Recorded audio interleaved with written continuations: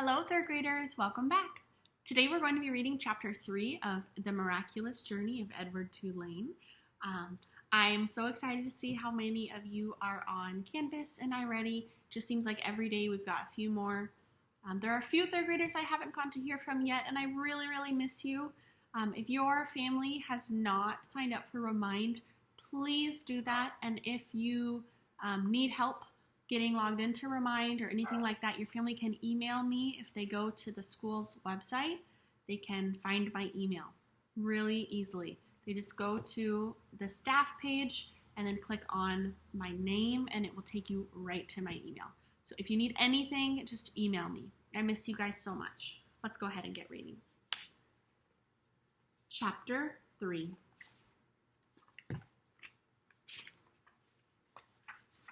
She is called the Queen Mary, said Abeline's father, and you and your mama and I shall sail on her all the way to London. What about Pellegrina? Said Abeline.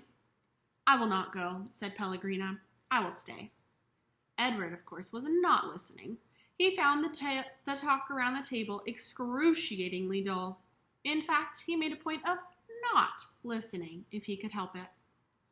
But then Abeline did something unusual, something that forced him to pay attention. As the talk about the ship continued, Abeline reached for Edward and took him from his chair and stood him up in her lap. And what about Edward? She said, her voice high and uncertain. What about him, darling? Said her mother. Will Edward be sailing on the Queen Mary with us? Well, of course, if you wish, although you are getting a little old for such thing as china rabbits. Nonsense, said Abeline's father. Who would protect Abeline if Edward was not there? From the vantage point of Abeline's lap, Edward could see the whole table spread out before him in a way that he never could when he was seated at his own chair. He looked upon the glittering array of silverware and glasses and plates. He saw the amused and condescending looks from Abeline's parents. And then his eyes met Pellegrina's.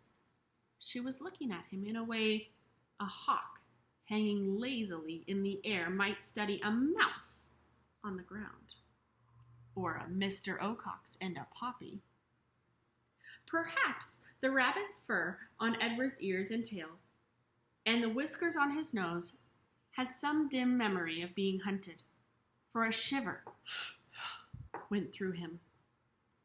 Yes, said Pellegrina, who would watch over Abeline if the rabbit were not there? That night, when Abeline asked, as she did every night, if there would be a story, Pellegrina said, Tonight there will be a story. Abeline laid up in bed. I think that Edward needs to sit here with me, she said, so that he can hear the story too. Yes, I think that is best, said Pellegrina. Yes, I think the rabbit must hear this story. Abeline picked Edward up, sat him next to her in bed, and arranged the covers around him. And then she said to Pellegrina, We are ready now. So, the story begins with a princess. A beautiful princess, Abeline asked. A very beautiful princess. How beautiful? You must listen, said Pellegrina. It's all in the story. Third graders, Chapter 3 was so short, we are also going to be reading Chapter 4 today. Once there was a princess who was very beautiful. She shone as bright as the stars on a moonless night. But what difference did it make that she was beautiful? None. No difference. Why did it make no difference? Asked Abeline. Because she was a princess who loved no one and cared nothing for love, even though there were many who loved her. At this point in the story, Pellegrina stopped and looked right at Edward. She stared deep into his painted-on eyes, and again, Edward felt a shiver go through him. And so, said Pellegrina, still staring at Edward, what happened to the princess? Said Abeline.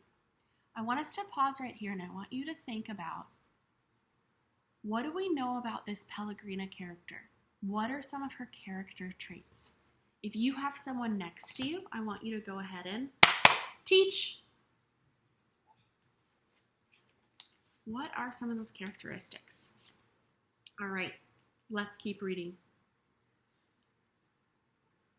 And so, said Pellegrina, turning back to Abeline, the king, her father, said that the princess must marry.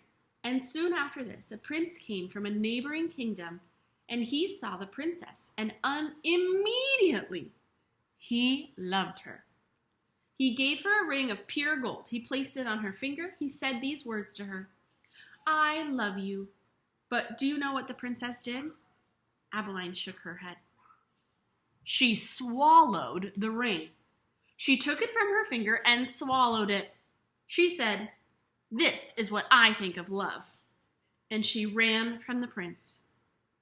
She left the castle and went deep into the woods. And so what? Said Abeline. What happened then? And so the princess became lost in the woods. She wandered for many days. Finally, she came to a little hut and she knocked on the door. She said, "Let me in, I'm cold." There was no answer. She knocked again. She said, "Let me in, I'm hungry." A terrible voice answered her. The voice said, "Enter if you must." The princess entered, and she saw a witch sitting at a table counting pieces of gold. 3,622, said the witch. "I'm lost," said the beautiful princess. "What of it?" said the witch. 3,623. "I'm hungry," said the princess. "Not of my concern," said the witch.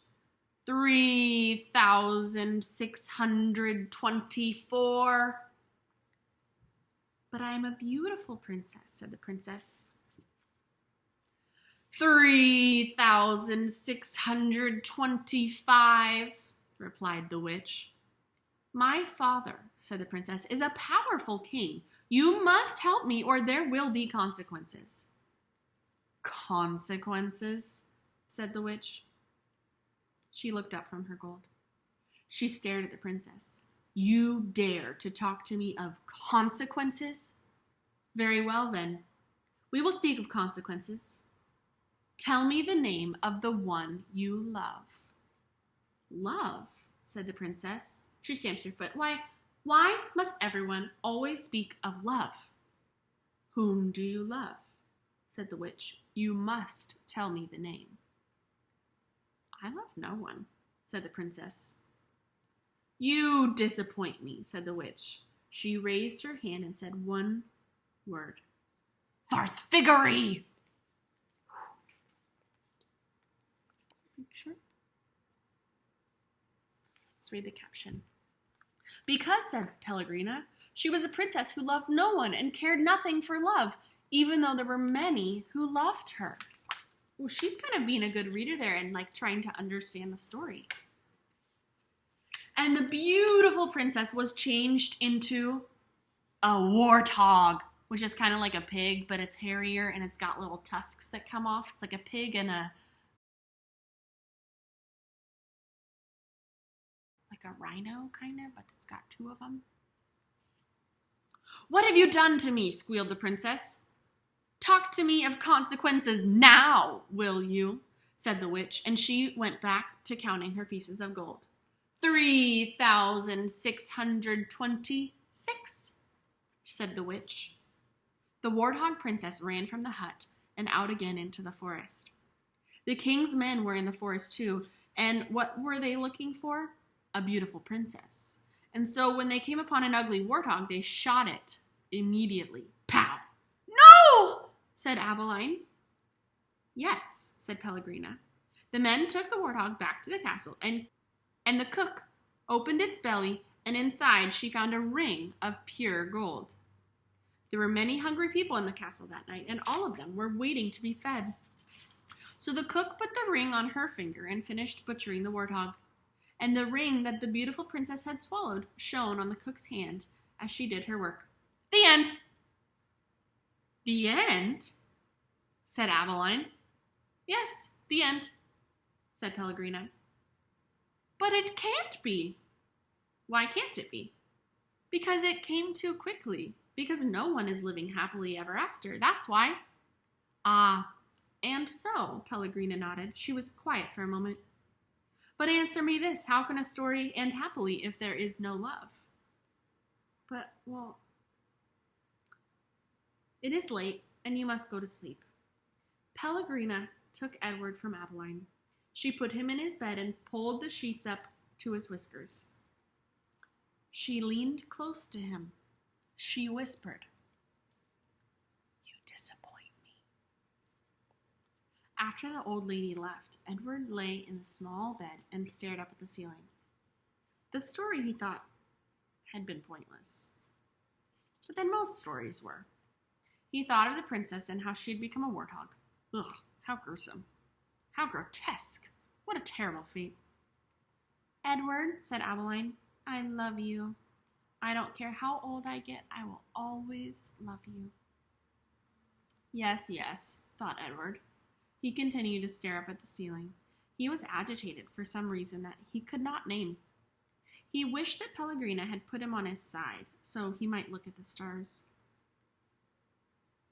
And then he remembered Pellegrina's description of the beautiful princess.